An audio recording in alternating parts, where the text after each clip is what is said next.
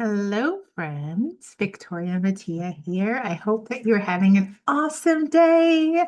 If this is your first time, thank you so much for tuning in to the Mom Care Coach. I am your host, Victoria Mattia.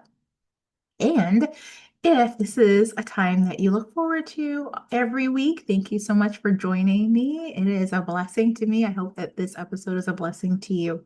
Today is a special day again. Like last episode, we are going to be able for you to view on YouTube if you choose, as well as being on the podcast. Now, last week, or last episode rather, we talked all about the goals really of those four intentional needs, and we focused on two of them. We talked about nutrition and sleep. So, the overarching goal of nutrition, of course, is to have a nourished body. And then, of course, the overarching goal of sleep is to have restorative rest in our life because restorative rest needs to happen at night when we are detoxing our body, detoxing our brain, getting healthy, all of that. But we can also have moments throughout the day where we kind of recalibrate and balance out our circadian rhythms and make sure that we have everything that we need so that we can have good sleep at night to be able to sleep through the night. Now, the time before that, we talked all about journaling and we had some journaling prompts. So please go back and listen to those last few episodes if you haven't had an opportunity. Today, we are going to talk all about mindset and movement. So before I really get into it, first, I want to give an absolute thank you to everyone that sat down with me and was able to give information so that I could do more market research for this podcast. So many of you, and I know that I have listeners all over the world. I am so thankful. There's Indonesia, there's India, there is Israel.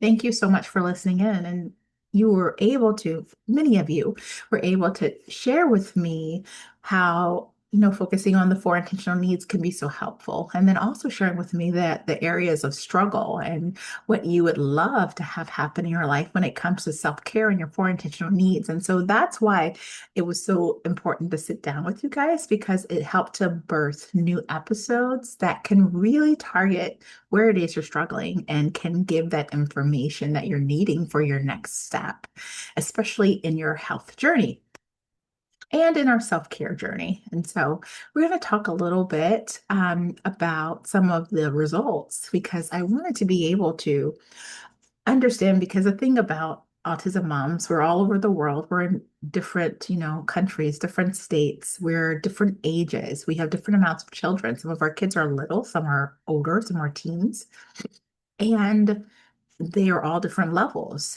However, there are some similarities, even down to our four intentional needs. And today, our overarching goal will be that mindset can be your friend. Okay, so we're going to talk about mindset and movement today. And of course, the goal of having a proper mindset or a lovely mindset where you feel good and positive and comfortable in your own skin is to have a calm mind. The purpose is to be able to calmly come to the decisions that you need to come to, not to just, think about something and quickly make a decision, but to be able to make wise choices and to be able to think about what you're thinking about and what it is you're wanting to have as an outcome for your life and your choices and your family and your children, all the good stuff. And then also movement, to have joyful movement in your body. And the reason why I call it joyful movement is because different people have different viewpoints when it comes to movement. Some of us, like myself, I will be 50 next year, like in the next several months, next year as in January. So because of that, I remember back in the 80s and early 90s, there was like this idea that we had to work out for hours a day, and I was one of them. I worked out 2 hours a day every day. And then later on, like in the 90s, people, like mid 90s, I think it was, people started going all fat free and having absolutely no idea that the problem had to do, a lot of that had to do with sugar and the amount people amount of things that people were consuming that wasn't healthy for them. But we didn't know that. We just said, we heard fat free this, fat free that, and many of us jumped on that bandwagon, which was bad, all bad. And, and there was others that didn't really like a lot of movement in their lives. They liked to do other things, or they liked different kinds of movement. Some people like to dance, some people like to hula hoop, some people like to skate. It doesn't matter. The point is that we all come from different backgrounds. And so when it comes to movement, we want to be able to have joyful movement in our lives, but it also needs to fit into the season that we're in. If you have lots of littles, or you have a kiddo that has a lot of needs, and lots of needs to help them function, well, then you're not going to have the time to be working out for a couple of hours, even if you really wanted to. So we want to be able to look at things rationally and in appropriate ways that actually make sense in our life in the season that we are in. So I have a couple nuts again over here. So when it comes to movement and mindset. And, this is the second episode where we're kind of like combining two of them. We want to we want to prepare. Okay. So I'm going to give you three takeaways. And it all has to do with preparing. So, whenever we're trying to make any change in our life, there's a preparation stage. There's a preparation stage before you actually jump into it. That's really important because if we don't prepare and we kind of just go, what can happen is, yes, it may work out, but also we may not have had the time to think through the obstacles that could come up. And if we don't have the opportunity to kind of think through those things, then when they do, it can kind of take us off course. And then we can start to feel bad, and we can self-sabotage and all kinds of things that can completely be avoided, or at least to a certain degree. So let's talk about in this preparation stage, like when you're wanting to really focus on movement, what are the things that we want to think about? Now, some of the ladies that I spoke with concerning the market research, they had all different kinds of ways, and I'm going to talk about myself too. When it comes to movement, for me, when that was an intentional need that I really wanted to implement, number one, I do not work out 2 hours a day. And number two, exhaustion is something that plagues a lot if I do not really focus on it. I have to be so incredibly intentional. So lack of energy, exhaustion, no time, difficulty having getting up early if I wanted to do it early, or don't want to do it like right before bed. How can I do that? And the types of movement that are interesting to me, is that available to me? So those are the kind of things that I think about. And maybe those are the kinds of things that you think about as well. And when it comes to these kinds of things, we want to think about how we can prepare. So number one, let's say all of these things have come up for you, because anytime there's a change, there's all kinds of things that comes up in our heart and mind. But let's say you're wanting to implement movement in your life. And when I say movement, it can be any kind of movement. It can be actual typical exercise, of course, but also it doesn't have to be. It can be, like I said, skating, hula hooping, there's so many things. For me, I love to walk. But I have to tell you, sometimes I don't feel like I have the time to walk, or I'm not in the mood to walk, or I'm really struggling with exhaustion or lack of energy. And so, what else can I do? So, when I think of walking, I think of long distance. Well, number one, it doesn't have to be long distance, it can just be like a couple blocks, right? So that's the area of preparing. I need to think about what it is I really want and how to attain that. So when we think of preparing, we can prepare ourselves physically, emotionally, and mentally. Okay. So that is specific to, implementing movement and having the proper mindset, because the goal of having that proper mindset is a calm mind, like I said, and the goal of having movement in our life is a joyful movement. So we can prepare ourselves in three different ways. And yes, that is not just for self-care, that can actually transition to any part of our lives. But when it comes to physically, how can we prepare ourselves? Well, we can do the research. We can figure out where we're wanting to go to work out, what we're wanting to do. Then, so number one, if you're taking notes, would be lay out our clothes. It is like lay out the workout clothes and the workout shoes, whatever it is we're wanting to wear.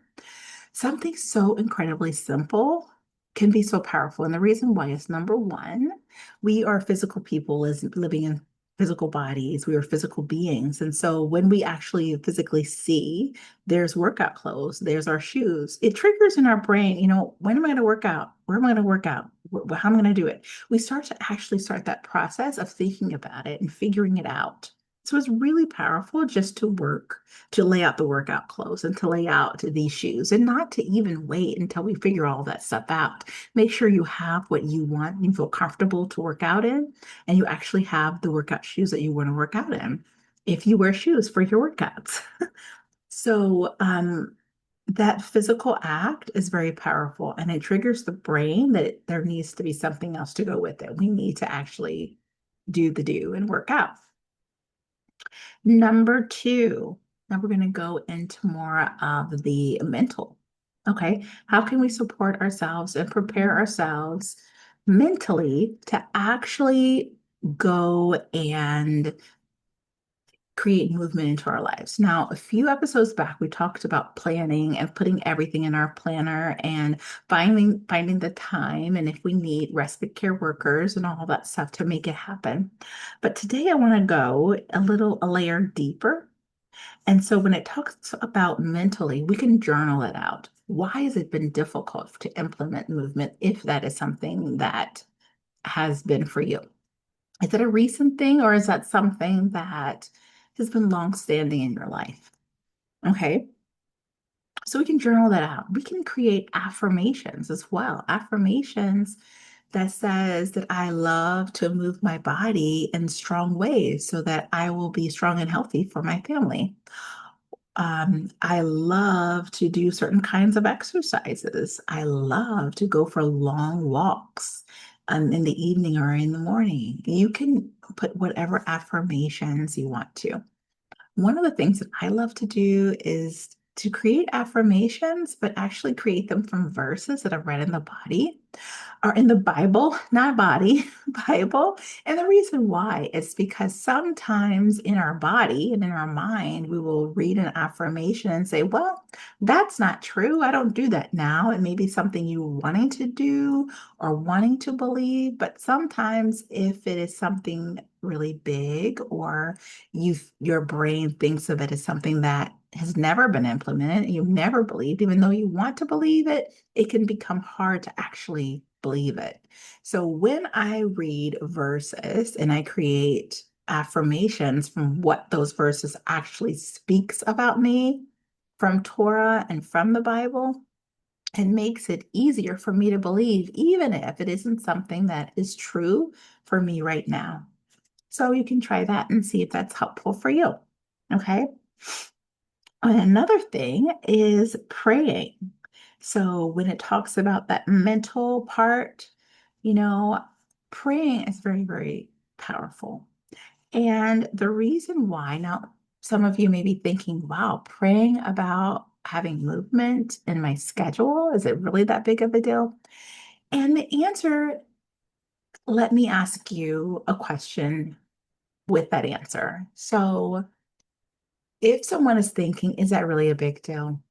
Then I would have to say, well, are you aware of diseases and situations and ailments that can happen from lack of movement? And most people would say yes. Dementia has ties to lack of movement. Rheumatoid arthritis has ties to lack of movement.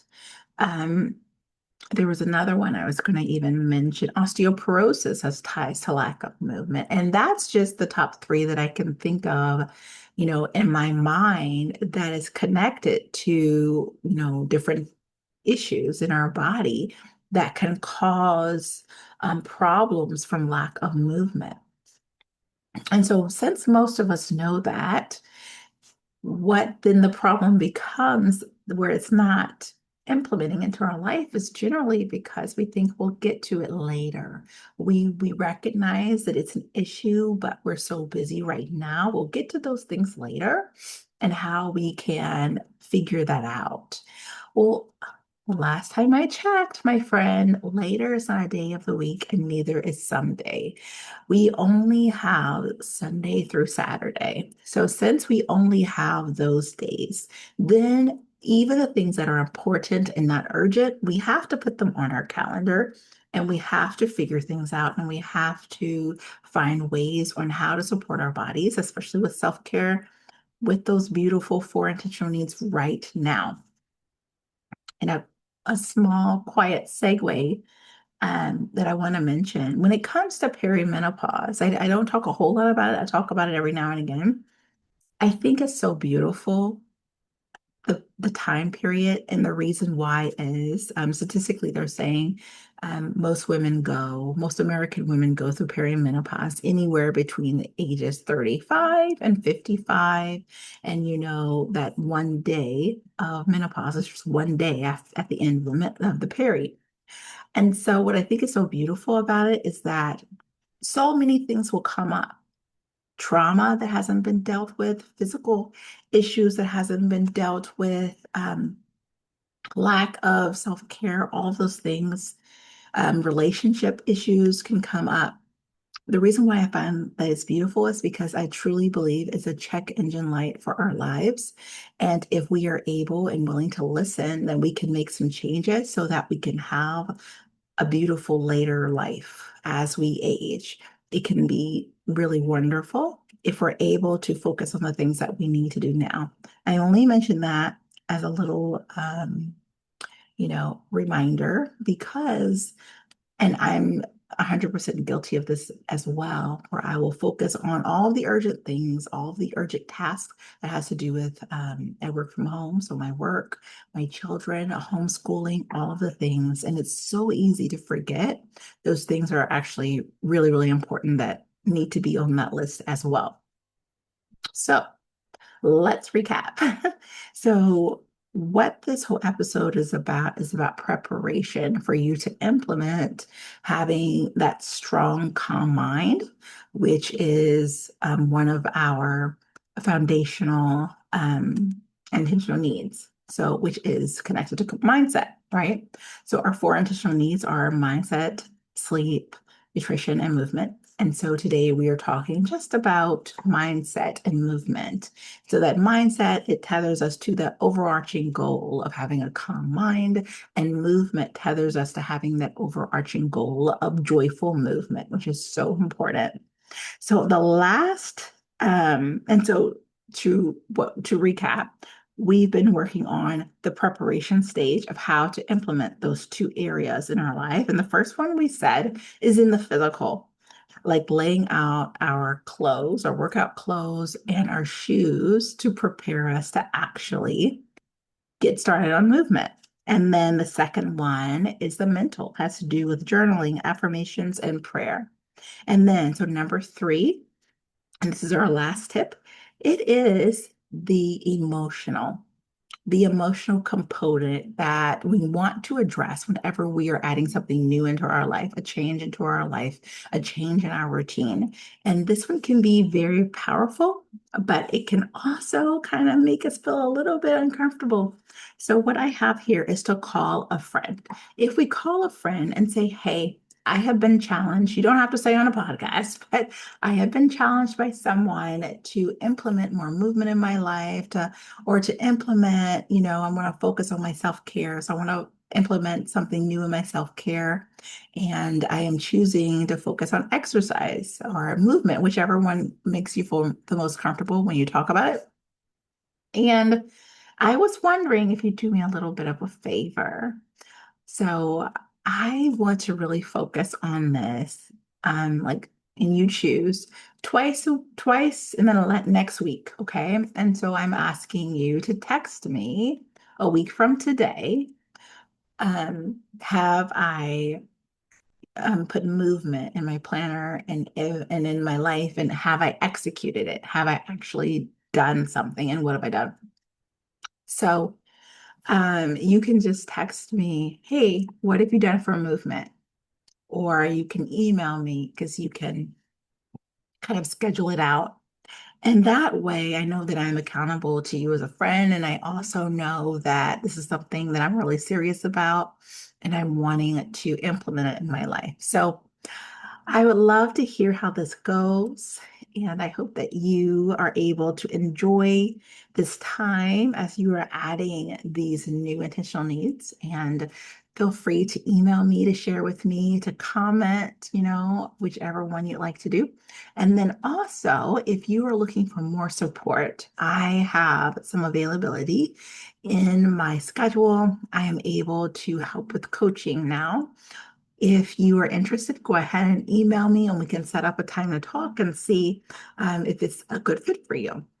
Also, I also have on my website some skincare. I have a five-piece skincare set that I want to start sharing with people and talking about because, and here's the truth. As an autism mom, these four intentional needs are so pivotal and important, but they focus on things that we can do in how they're going to help ourselves now and in the future and with others, our families. But with skincare, I love it because it is something that is just for us. We are literally taking a couple minutes twice a day out of our life to focus 100% on us and our needs. And there's something really special about it.